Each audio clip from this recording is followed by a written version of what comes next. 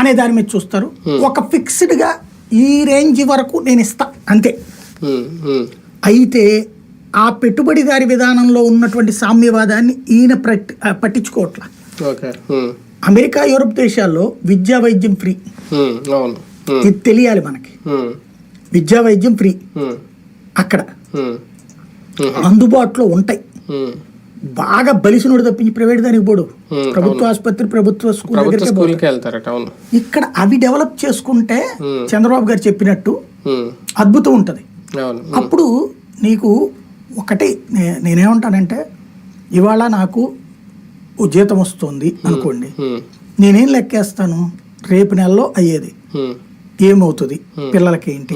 ఇప్పుడు నా బిడ్డ ఏదో యూనివర్సిటీ అంట బెంగళూరులో ఉంటది, దాంట్లో చదవాలి అని కోరుకుంది అనుకో, అప్పుడు లెక్క వేసా నేను, ఏడాదికి 8 లక్షల రూపాయలు ఏదో ఫీజు, మిగతా అవన్నీ కలిపితే నేను లెక్కేసుకుంది చూస్తే 14-15 లక్షలు అవుతుంది. నా కెపాసిటీ అది కాదు.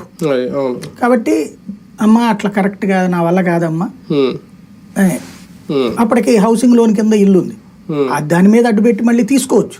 కానీ లాంగ్ స్టాండింగ్ నేను కట్టలేను అని ఆలోచిస్తా ఒక మధ్య తరగతి, అంతే కదా, కన్విన్స్ చేశాను. లైఫ్ లాంగ్ నా బిడ్డకి నా మీద కోపం ఉండొచ్చు, ఏది ఇది చదివించలేకపోయాడు అక్కడ అనేటటువంటి. ఎప్పుడో ఒకలా ఉండదు కదా కదా. రేపు నేనేం లెక్కేసాను,